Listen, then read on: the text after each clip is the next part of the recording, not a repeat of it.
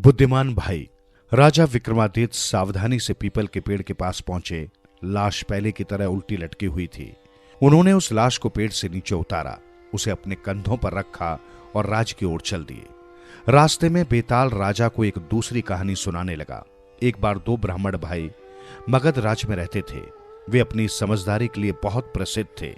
वहां के राजा सूर्य नारायण ने भी उनके बारे में सुना और उन्हें अपने दरबार में मंत्री नियुक्त कर दिया। एक दिन दो व्यक्ति राजा के दरबार में आए। दोनों लगातार लड़ रहे थे। वे अपने विवाद का हल चाहते थे। उनकी लड़ाई एक हार के लिए थी। उन दोनों का कहना था कि वो हार उनका है। राजा सूर्य नारायण की समझ में कुछ नहीं आया। उन्होंने दोनों भाइयों को यह मामला सौंपते हुए पूछा, ये बताओ कि हार का असली मालिक कौन है। छोटे भाई ने हार और दोनों आदमियों के हाथों को सूंघा। फिर राजा से कहा, यह हार इस मोटे आदमी का है। यह सुनते ही उस आदमी की बाछें खिल गई। मोटा आदमी बोला, जी महाराज, ये सच है, यह हार मेरा ही है। हम लोग तो इन दोनों भाइयों की समझदारी की परीक्षा लेने आए थे। हमें यह देखकर खुशी हुई कि यह हमारी परीक्षा में सफल रहे। कृपा करके हमें क्षमा कर दें। राजा ने दोनों आदमियों को बहुत से उपहार देकर विदा किया। इस तरह राजा सूर्य नारायण के दरबार में रोज तरह तरह के लोग आते रहते थे।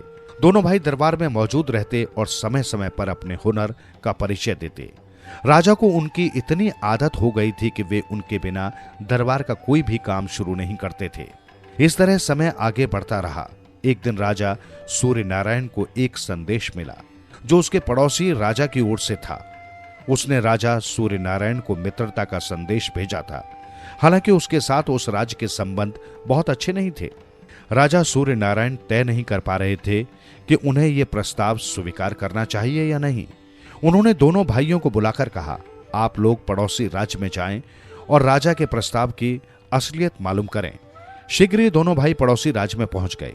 उन्होंने वहां के राजा के साथ कुछ समय बिताया और वहां से लौटकर अपने राजा को बताया, महाराज, भले ही आप पड़ोसी राजा का ये प्रस्ताव स्वीकार कर लें, लेकिन आपको बहुत ही सावधान रहना होगा। ये उस राजा की एक चाल भी हो सकती है। कुछ दिनों बाद राजा सूर्य नारायण को उसी राज्य की ओर से एक उपहार मिला। ये एक सुंदर सिंहासन था जिस पर रतन जड़े थे। राजा को वो सिंहासन पसंद आ गया, लेकिन ज्यों ही वे उस पर बैठने लगे, बड़े भाई ने कहा, महाराज, आप इस पर न बैठें, मुझे लगता है इस पर एक बाल है। ये सुनकर सभी दरबारी हंसने लगे। भला एक बाल से राजा को क्या परेशानी हो सकती थी? राजा एक बलशाली योद्धा था। ऐसे में एक मंत्री ने व्यंग करते हुए कहा, श्रीमान, क्या आपको ये याद दिलाना होगा कि हमारे महाराज कोई कोमल युवती नहीं, बल्कि दुश्मनों के दांत खट्टे करने वाले एक महान योद्धा हैं।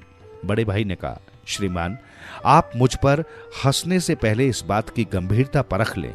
मैं महाराज के प्राणों की रक्षा के लिए कोई कमी नहीं छोड़ना चाहता।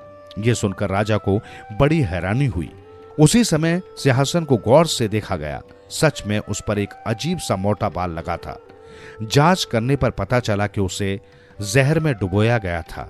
अगर महाराज उस सिंहासन पर बैठ जाते तो वो बाल उन्हें दिखाई नहीं देता, लेकिन वो उनकी चमड़ी को छूकर उन्हें उसी समय मौत के घाट उतार देता।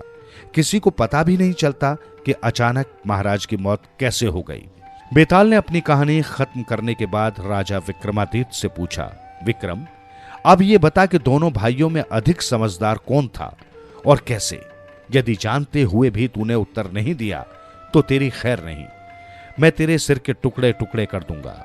राजा विक्रमादित्य ने कहा, बेताल, दोनों ही भाई समझदार थे, लेकिन बड़ा भाई ज्यादा बुद्धिमान था। उसने सिंहासन पर लगे बाल को भी देख लिया, जिसके कारण राजा की जान बच गई। बेताल बोला, विक्रम, तू सचमुच बहुत बुद्धिमान है। तूने बिल्कुल ठीक उत्तर दिया, लेकिन तू बोला इसलिए मैं वापस चला। फिर बेताल पीपल के पेड़ की ओर उड़ने लगा। राजा उसके पीछे चल दिए ताकि उसे लाकर उस साधु तक पहुंचा सके।